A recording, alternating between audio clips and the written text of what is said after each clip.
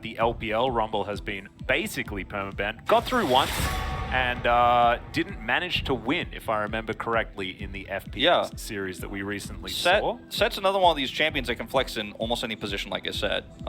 You know, not bot, not jungle, but top mid support. Yep. Lucian does get first picked here. Another one of those flex picks that can go mid, can go top. A lot of players in Korea actually playing him in the AD carry role in solo queue right now, but I don't think we'll see that in pro play. Gwyn is available, but as you can see, completely ignored thus far in this draft. Going back to another flex pick here in the Lee Sin. Again, a great solo laner. Can also be played jungle. Yep, also suits absolutely everyone on the top side of the map for Liiv Sandbox. You know, that Summit's playstyle, really brawly, really skirmishy. Fate as well, fantastic on Assassins. You can certainly play Lee Sin like that. The Karma we mentioned has been rocketing into priority recently. Very scared to see Gen G play later in the week because, of course, they were the team that just basically played Karma no matter what in whichever meta ever and did a lot of winning. So it's important to remember, too, that when we talk about supports, some supports are kind of somewhat nerfed today because Hex Flash is actually disabled after the LPL bug yesterday. So a lot of supports that you would see in the bottom lane slightly nerfed in that regard because they cannot play Hex Flash. And Karma's already very strong. And they're not actually going to pick up the Ezreal here. The Ezreal Karma lane is definitely one of the strongest lanes in the game right now. And with Prince piloting the Ezreal, I would have thought that would have been a pretty solid pick to grab early on to lock down that bottom side. But they go with the Victor. They're trying to make sure they have some strong scaling power to balance out the Lee Sin pick. Yeah, and maybe not wanting to pick it into the Kalista that can be very strong in the early laning phase and wanting to try and give themselves a little bit more of an out. But I'm still confused because I think Ezreal and Prince, being very proficient at the champion, could probably get past that hurdle. There's the ban. So. And of course the ban is going to come in, but they wanted to, I guess, lock down a Victor first, which is another pseudo head scratch. Yeah, it's definitely a weird choice because, you know, there are other AP mid laners that can scale very well into the late game. I know Azir is not as popular, and even though his Q cost got decreased, that's not going to make him much you more also powerful. lose Karma flexibility into the mid lane, right? Yeah, so, exactly. And Lee Sin flexibility into the mid lane.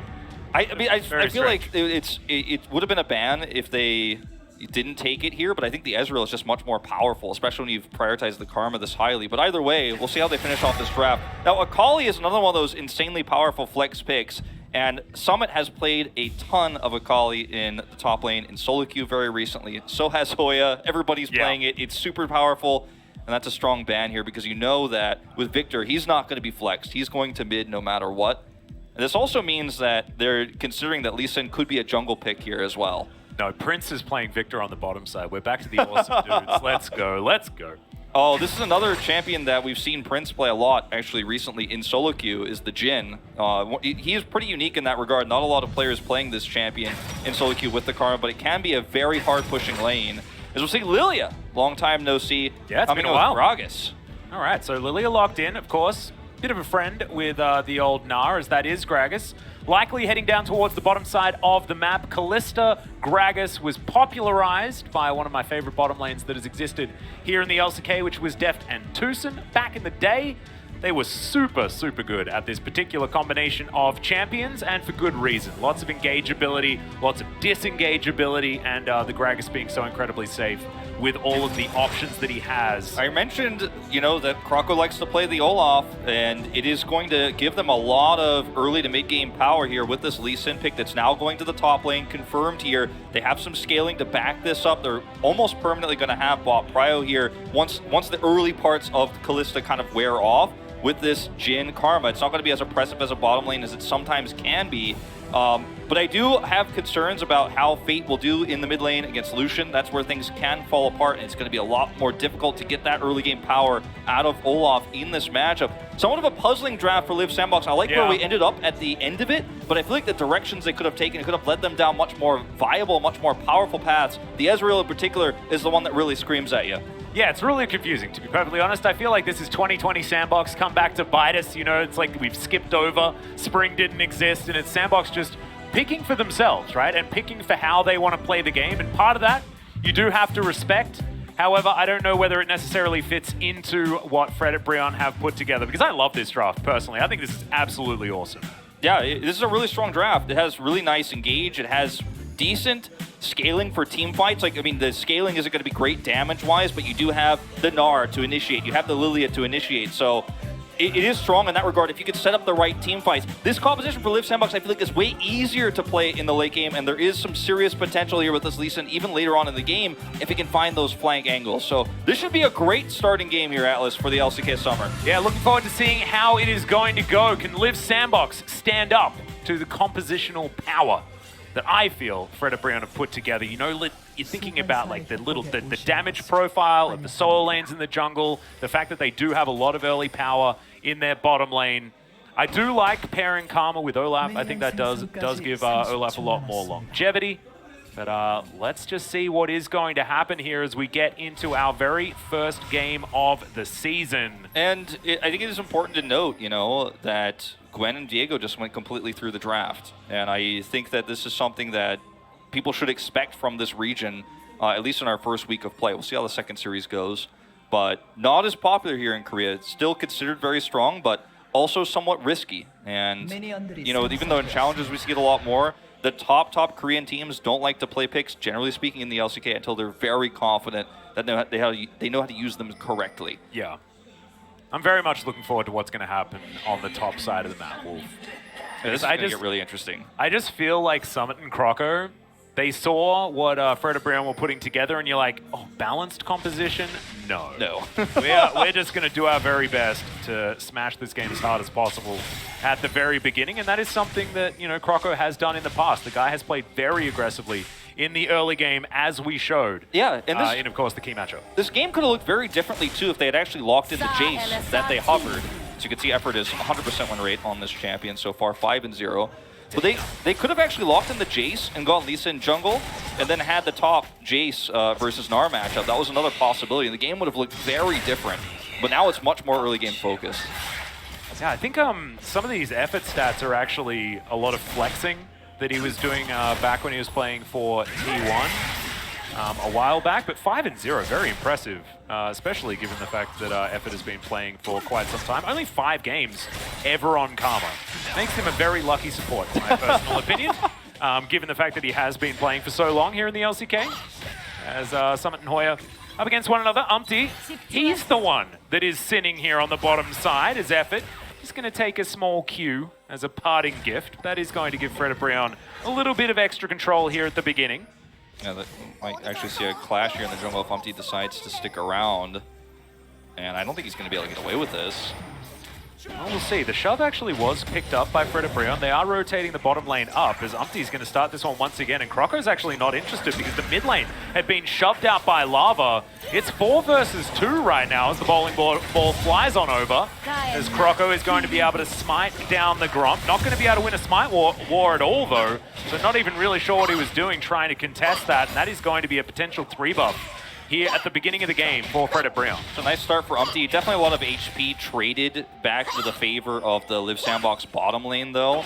So as they clean up that wave, they actually have a nice bit of control on the bottom side of the map. In fact, force Penna to go back here. So it is a nice win for Umpty. Whoa. As we haven't seen Lee Sin in a very long time. Since 2014. Yeah. Oh my good. Apple versus Ren back in the day. Oh my good. Do you even remember when the last Xenix team was playing? I mean, that was one of the only League of Legends casts I did back before I became an LCK commentator like a million years ago. I cast in the Xenix game. Really? An exhibition match, yeah.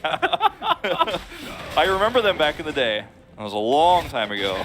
Certainly was. But of course, we don't need to put stats like that up because everyone was playing it at MSI. We know exactly what to expect from Lee Sins in solo lanes and things like that. No need to explain it to anyone. However, fun stat for the LCK. And Umpty, once again, just causing a little bit of trouble here for Croco, which is not what you're used to seeing. Lilia versus Olaf is often something that Olaf can generally navigate. Fate has obviously, you know, some struggles against the Lucian in the Victor versus Lucian matchup in the early game, but he's actually stayed even in CS, even though he hasn't been able to maintain prio, so that's been a pretty comfortable matchup. That's something where we see at our top 3, top 4 LCK teams, often the Lucian will look for a solo kill, you know, early on in the game, especially around level 6, but Fate has been very stable here so far. I think also with the fact that you know, Lava has been used to get control around the map as well. Hasn't necessarily been focusing there quite as much. Still, it's Lava shoving out wave after wave. Fate being able to mainly just pick up CS when he can, and he's just going to be looking to try and scale as best he can. Boots with Lucidity rushed out pretty quickly here from Umpty. We'll see how Fredit Brion are going to transition this moving further into the game. Our first Drake will be a Cloud. So wow. I've spared the Cloud Souls in my very first game. Very, very happy to hear that. It's already a big change from spring. Yeah. I wonder what my Drake is going to be this season. Oh no! You don't have to have any Drake. If it's Infernal, we're allowed. But we don't have to do any Ocean Drakes or anything like that. I can't have a specific Drake. I just want to have a specific Drake every season. That's my new thing. That's his new thing, or is it your old thing? I feel like it's been going on for a while. Yeah, that's actually very true. I mean, it was a 2021 thing. Maybe I just have it a couple of times for each season in 2021. We will see. I'm actually still amazed that Fate is up almost 10 CS. He hit 6 first. You know, he's back second, actually. He's totally stable in this mid lane. He's actually got away with a little bit of extra greed. I'm really happy with Fate's performance here so far. One of the players you and I, and Brendan especially, Valdez, have been talking about is one of the more underrated mid laners in the LCK right now. And he's going to scale up quite nicely, very safely here. And also, if you're a European fan, of course, Yamato Cannon, big fan of Fate. Really enjoyed coaching him back last year as well, and couldn't stop talking about how awesome he thought Fate was. It got kind of annoying when we hung out, I'm not going to lie. But no, very, very, very good player. So looking forward to seeing what he can do. Of course, Victor, not exactly a champion that has a lot of early agency, as we've got fights happening everywhere. Big ult from Umpty, finds the watch out heap as Fate is just going to get cold, and Umpty just runs away from the Chaos Storm. Yeah, this is the level 6 timing I was talking about. You know, Lava was back, he hit 6 a little bit late, but as soon as he comes over, Umpty has 6.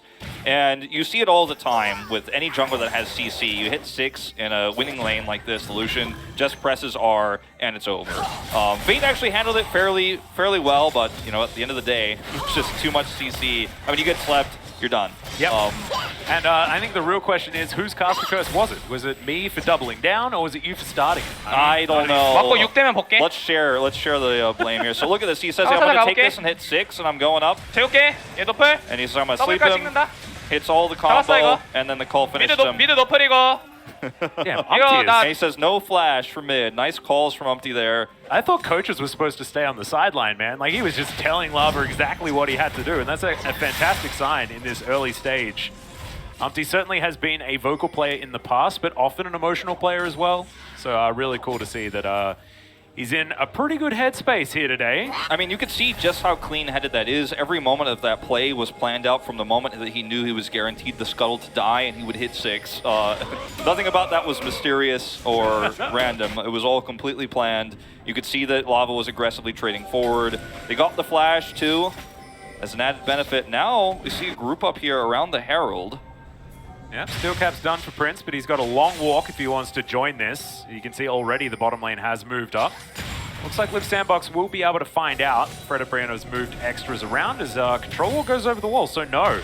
That information not given away just yet, as there's the Fate's call to come in. Beautiful pick from Fredit Brion. It feels like they can do no wrong as Hoya, he's decided to take down Summit as well, and maybe Solo Q has told us something. Maybe this matchup is just Hoya favored now, as it should just be Rift Herald going over to Fredit Brion, and the good news never stops. Yeah, the good news just does not seem to stop right now. There's no group up here for Liiv Sandbox around the Drake. They don't even have vision control. You can see there's 2 control wards for Fredit Brion blocking both entry points that Liiv Sandbox would take to take the Drake for a trade. And the timing of this actually, with the mid push that's coming through, means that Liiv Sandbox just don't really have an opportunity to trade this. So this could even be double objective lead here for Fredit Brion. What a fantastic start to this game. Yeah, it's really nicely done. And the fact that they are able to get all of that topside control without even really clearing out a lot of that vision that you can see for Liiv Sandbox, who had invested a lot up there. We were asking about the Croco Summit show. Well, it's almost off the table right now, so it feels like the game's in a bit of shambles. However, Liiv Sandbox is going to rally around collecting themselves the first Drake, as Umpty not going to be anywhere near it. However, it is just a singular cloud, not exactly the highest value. Not high value, and somehow Lava lost control of that mid wave, wasn't able to rotate down. They decided to just give it up. They had vision, they knew it was coming, but they just were unable to stop it. I really thought they were going to group to contest. But like you said, the value of a solo Cloud Drake versus the money that you're going to get from that early Herald, I mean, it's just obviously in favor of Fredit Brion. Yep. As we watch this Fate's call once again, Effort standing on a ward here, so it's an easy aim, easy setup. He's just a little bit out of position, no one to peel for him. And one pick like that's all you need to control that Herald. Yep, and of course they had absolutely no idea, just coming off a reset there towards the bottom side of the map. That being said, I mean, you do have to be careful when there's people invisible on the map. Zumpty coming on down here once again, the culling flying out, the Chaos Storm being shared. As of course, Fredit Brion do just walk away, and Lava is going to be able to relentlessly pursue away from the Death Ray. Effort moving on up here as well has finally hit level 6, means absolutely nothing for Karma, of course, but we do like talking about when level 6s are collected. Finds himself a bit of a mantra Q onto Lilia, but otherwise not too much coming from it. So Fredit Brion probably pretty happy to just keep trying to find the subsequent objectives, right? Like, they've got the Rift Herald, they can place that one down. I'd like to see some of that gold going into Henna's hands, hit that 2-item spike as early as possible, find themselves some of these mid-game team fights and really put themselves in a position to win the game. Because so far, like, the macro game from Fredit Brion has been fantastic. It really has, and they have such a nice tempo lead. The scaling, you know, in terms of the damage output is definitely going to be favored for Liiv Sandbox with the Victor that they have here. Well, you know, I mean, that's one of the big scaling spikes. When you look at what else they have, though, I mean, you look at the Lee Sin, you look at the Olaf, these champions aren't going to be as powerful later on. I like the team fight playmaking potential for Fredit Brion later on. If they can keep a pretty stable lead like this, and like you say, continue to grab those objectives, they might be in for some smooth sailing here. I actually got to speak with the coach of Fredit Brion right before the game. He said they felt like they were going to win it today, and hold that thought. Yeah, well, Umpty thinks so as well. Watch out, in comes through. That is going to be both summon spells from Prince, donated over to Fredit Brion. And Umpty's been everywhere on this map.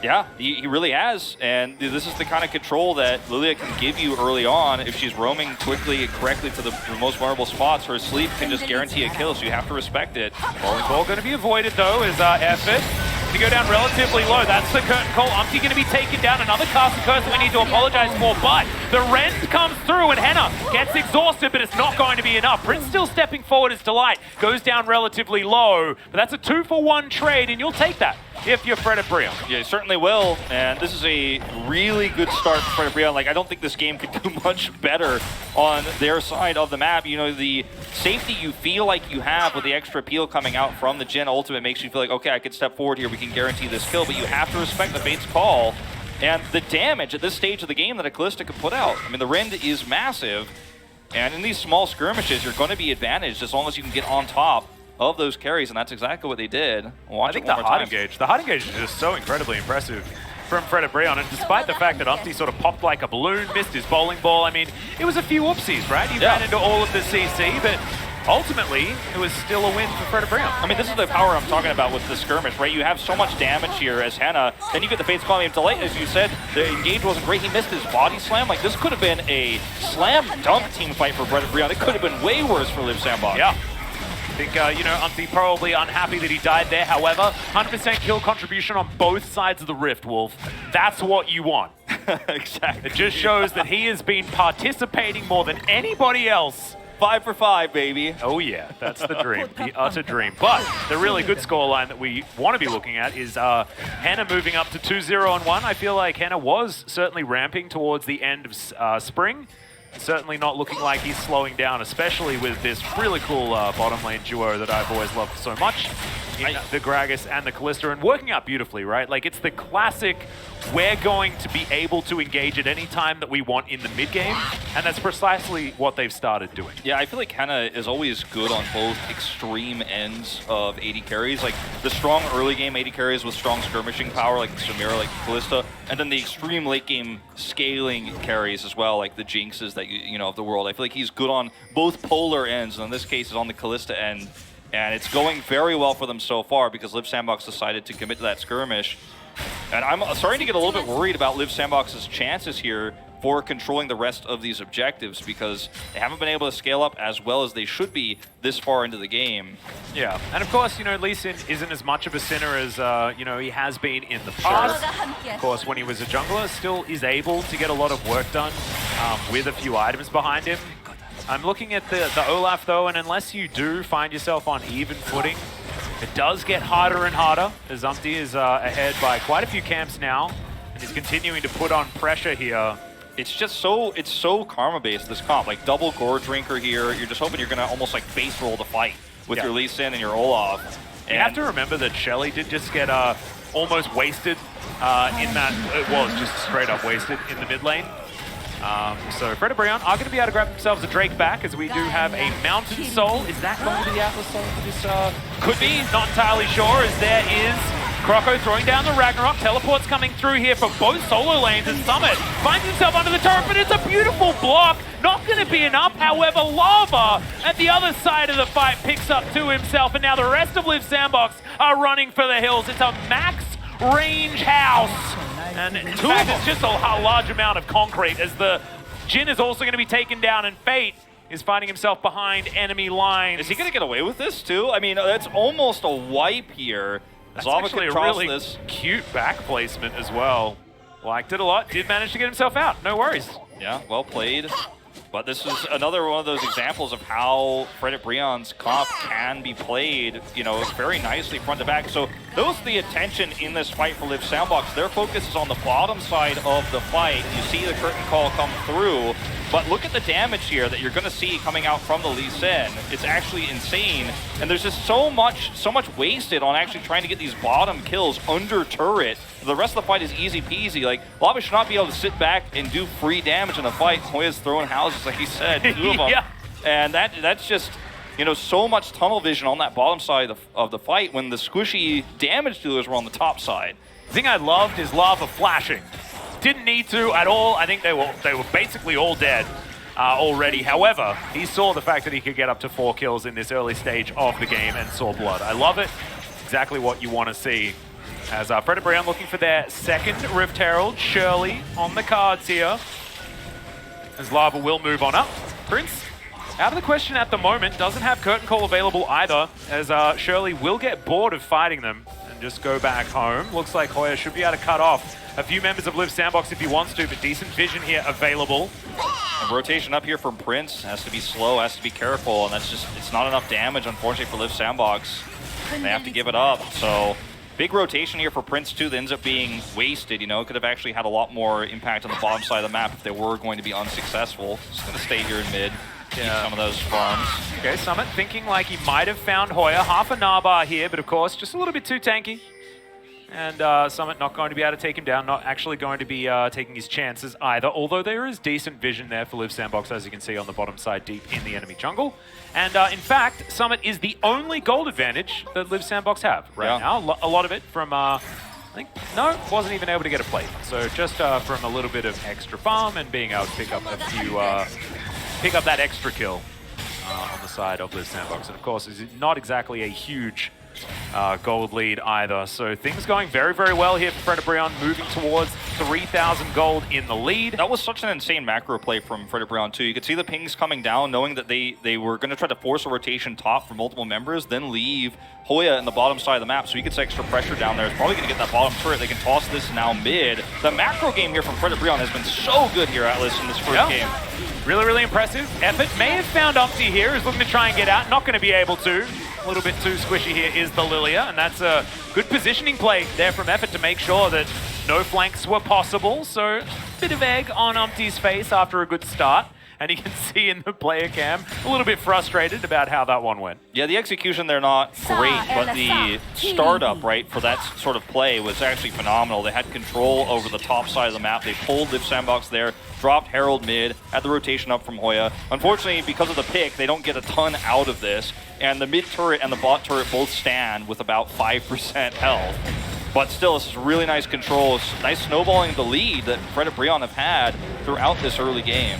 Yeah, I think it's still absolutely fine for Fredit Brion. They're not too worried about a little pick like that. That being said, still not great news, as, you know, Effort spotted, and Umpty doesn't react very quickly whatsoever. Yeah, that was to go over and pretty cleanly lock him down. That was kind of just really greedy, and yeah, he didn't use flash, and I'm pretty sure he had it. I don't think it was on cooldown, but either way, things do go wrong when you make a small mistake like that, overextend. Yep. 20 minutes, very, very close to coming around. We've got 20 seconds on the first Mountain Drake of the game. Liiv Sandbox in position to try and grab that one. As you can see, it's a bit of a battle for the bottom side of the map as Hoya's going to rotate up first. They're going to give this, I think. Lava is pinging that he's on the way top, meaning he's going to stay there and continue to push the top side. So someone has to react to that. You're already tied in Drake, so I think you're okay with giving this one up if you can keep pushing top, and that's exactly what they're going to do. Might get a turret. Here comes the teleport, though. Yeah, it's going to go for a teleport. We'll see whether see who's going to be able to lock this one down as Summit looking for that flank. Fredit Brion knowing that is a possibility, and Lava wants to be able to clear out this control ward. Does so. Rest of Liiv Sandbox a little bit apprehensive to try and take down this Drake as the curtains finally get cold. Lava moving on towards the side. Croco back on the Drake, but it's Umpty that takes it away. Summit looking for a Q, but does not find his opportunity. Great Narbar for Hoya. Not a good time to fight here for Liiv Sandbox, and they know it. They get out of the area. Croco still, he wants it. You know he's such an aggressive player, but they just didn't have the opportunity to do so. Still, Fredit Brion not able to take down the mid outer turret, but grabbing that Drake as well. The setups in some of these fights, I mean, there are tools for Liiv Sandbox, right? They have the curtain call, they have the Dragon's Kick, right? They can maybe get a pick, they can find an angle, but the execution of that is so difficult to pull off, whereas Fredit Brion can kind of just walk forward. They have consistent damage, they have a front-to-back team fight that they can set up, they have a Gnar, right? So, you know, if you do have that Lucian teleport in, it becomes so difficult to set up unless you do hit that Q, right, as Summit. He doesn't hit it. There's just not a lot of opportunities after that to set up the fight. I mean, Fate's starting to become very deadly, starting to really do a ton of damage in the fights. But if you can't set up for that double Gorge Drinker, you know, on top of the carry sort of team fight, then Fredit Brion wins out almost every time. And also if they can't get Croco into a skirmish, right? Like if they don't have Summit in there with the kick, like you mentioned, that Q missing is absolutely huge. And then Croco just looks silly as he's wandering around trying to get in there. Like he's pretty tanky, you know, he's got some items, but it's just it's looking a little bit sad. He looks a little bit like a chicken with his head cut off right now, as Fate is going to be able to clear out the minion wave underneath this turret. That is some partial good news here for Liiv Sandbox, but there are a lot of there are a couple of towers now that are ready to fall down, and Fredit Brion, even without them, still holding on to more than a 3,000 gold lead. Delight going to come over here and try to clear out some vision. And someone does have to respond to Summit on the top side of the map. So ping's coming down. It's like, okay, oh yeah, it's time for you to go. There he goes. And this is kind of one of these lull states they're going to have in this game, which actually favors Liiv Sandbox. This is one of those comfortable moments where you're like, okay, just sit back, scale. Maybe if we can control some vision, which they are trying to clear a lot of right now, you can find that Lee Sin pick, you can get that kick, get a kill right before an objective. You know, they have some parts that scale well, but the two Gorge Drinkers on the squad are not going to be too happy with this game going extremely long. Yeah. Unless they can find that vision control for the picks. Umpty at least does have himself his Oblivion Orb. At least can deny some of the healing that is going to be pretty abundant here, especially like you mentioned with the double Gorge Drinker boys. As Fredit Brion, they take down their first turret, they'll grab their next one as well. Of course, that one fell down a little bit earlier as Umpty is spending his life on a very low health bar, as now another curtain call to come in, but not finding too much joy. As Ragnarok was down, the flash forward, Umpty gonna go golden though as Lava just culls him to death. Oh, it is not Croco's day right now. And Fredit Brion can do whatever the heck they want. Not a lot of opportunity here. I mean, there's a Baron available, but still 2 minutes away from that Mountain Drake. I mean, this is the kind of moment where you look at Fredit Brion and you go, okay, like I said, I talked to one of the coaches before, and they said, oh, we think we're going to win this. They're very confident, right? You can see how the scrims are going. You can see the macro game is good. And what looks like, okay, they're so confident, they're too confident. Like, this is Umpty actually with a crazy play to flash forward to get the sleep to get out. And it looks like a disaster, but then it becomes an overstay here for Liiv Sandbox. You see the flash forward from Croco, but there's just too much damage. Like, he's not that tanky. He's got his Gorge Drinker proc, but then you can't just keep running forward when the rest of the team isn't here. And you can see the ease of execution is so much better on the side of Fredit Brion for these skirmishes, and Lava's just like, yeah, okay. Yeah, right. Cool story, bro. And also, Umpty baited that one out so beautifully. Sometimes you just don't press tab enough, you know? You don't see that there's that stopwatch sitting there. And you could learn. There are a lot of streamers here in Korea that press tab a heck of a lot, right? And if you press tab, you might see that there is, in fact, that stopwatch sitting there. He did get overextended, but he handled it so well. Slept the Victor, walks out, has the stopwatch. He knows that Lava's nearby. And Fredit Brion's map awareness and their macro in this game, again, has been so good. They can actually tighten up some of the overextensions.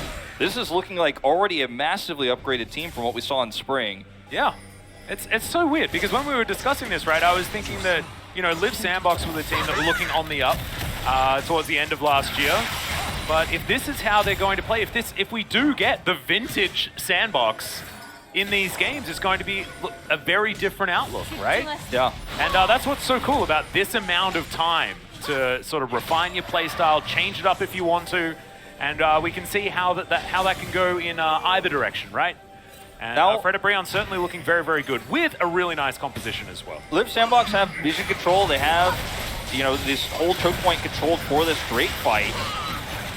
All right, we are culling right now, says Lava. And the Q's going to miss there from Summit as well. The rest of the 4 on Fredit Brion's side. You can't miss Still trying those. to fight this one out as Summit does find a Q this time around, but doesn't want to go by himself. That was a kick for some reason. Not entirely sure why Summit decided to press the R button. Panic, I think. Yeah, well, now Hoyer is just going to charge up that Narbar. Summit going down relatively low. Some flashes coming in from Delight as the Fate's Call is used, but that's a bit of miscommunication, I think. Yes, coming absolutely. out of Fredit Brion. They're getting a little bit overexcited, I feel. But as still- Hoyer now with a full Narbar. He dives on in, doesn't find the bounce though with the hop. Still, it's a double stun into the wall. The wallop's beautiful. And now Effort and Prince gonna have to run away. Summit still. He's on the outskirts, unable to get anything done. That is going to be sole point now for Fredit Brion, and there are a few whoopsies in there, but they still win the fight. I mean, Freight is doing a ton of damage when he has the opportunity to, but it's so difficult to get into range, and he's not able to finish off targets because, again,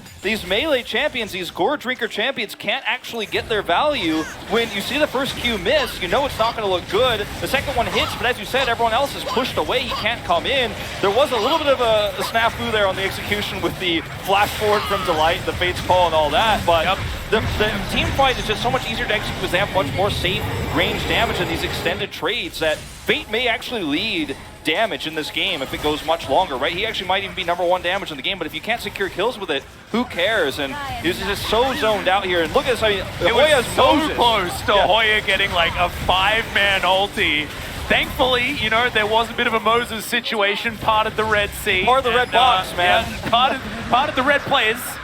And was only able to grab 2, but it was still enough to win the team fight, right? That just shows the power of Nah in these situations. Yeah, the thing is, even if you don't get the huge stun you're looking for onto 3-4, I mean, even if you didn't get the 2, if you push 2 players away from the rest of their teammates, you've done enough. And he was able to get the double stun regardless. And this is just starting to look like an insurmountable lead here for Fredit Brion. It's exactly what this comp wants to be doing as well. I just love it when teams play to the win conditions of their composition, understand where they're powerful, and Fredit Brion has. Like, yes, there have been some mechanical snafus, but they've always gone for fights when they're supposed to. Yeah. And that's exactly what this comp's built around. And I've just been loving it, right? Like, you mentioned the fact that this team is so easy to like.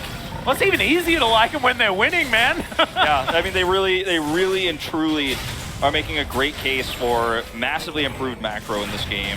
Some of the micro, right? Some of the smaller decisions, some of the engages, some of the overextensions have been a little bit less desirable, but the macro's gotten them a lead to where you can actually get away with it. And if you're as good as Umpty is at setting up those overextensions, you're usually just as good at getting out of them, as we've seen. And now they just have full control over this game. They've got the Baron buff, right? And they're on that sole point. Liiv Sandbox, I mean, there's nothing you can do without vision with this composition right now. You just kind of have to sit back and wait for that Baron buff to wear off. Yep, they're going to do their best to clear out minion waves. Thankfully, they do have the Victor. Not exactly great against Baroned up minions, however, still going to help. Not going to help against Lava on the top side of the map, though, who is going to continue splitting. Yeah, I mean, it's a 1-3-1 that the 3 needs 5 people to deal with. So 2 free pushes in the side lanes means just a total collapse, 100% wipe of the vision off the map here for Liiv Sandbox, so they can't set up for any flanks. All right, Summit going on in here, but Hoyer's got a pretty nice Narbar at the moment, not actually in any danger whatsoever. And there's the rotation over, right? This is what happens. If there's a move made, then the collapse is so comfortable here with this push. And this gold lead is really ballooning. Very close to 10,000. Will likely be as this turret falls down. And yeah, it's only about 500 gold back. That is the group reset here for all of Fredit Brion. And it's feeling pretty practiced. We've got GA completed now for Lava, 5-0 and 3. You've got the Force of Nature done for Hoya. And look at the buys that come with that Baron back. The empowered back comes through, and the whole inventory of all players, minus, Henna at the moment, grabs 2 control wards. You need that control of the vision to prevent those summit flanks, so you can prevent those Qs from hitting, so you can prevent those picks from happening, because that's Liiv Sandbox's one way back into this game. And if you just lock up the vision and throw away the key, I mean, Liiv Sandbox just don't really have many opportunities. It's going to be maybe an overextension from Umpty or a miracle that might get them back into this game. A 50-50 Smite War might stall the game out if they're able to steal that away, but it's not going to be enough to turn the tides.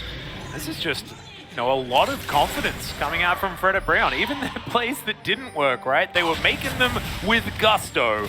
And yes, they need to work on how, Shelly and Shirley are supposed to be utilized around the map. They didn't manage to pick up too many plates or very much control utilizing her. I believe they did manage to get some plates in the mid lane, but weren't able to utilize it in order to take turrets for gold early. But still, everything else, it's worked out pretty good. There is a fine line between King T and Inti, right? Yeah. There is a fine line. However, he's rode it beautifully this time. I feel like Umpty has been just as aggressive as he needs to be, and Lava... He just keeps getting away with this. I just forgotten about sort of how good Lava had been this game, and I think Liiv Sandbox had forgotten about him as well, as he's knocking on the front door. And Atlas, don't forget too, this draft didn't have to look like this. We could have had Ezreal instead of Victor. We could have had the Jace instead of, the Lee Sin in the top lane.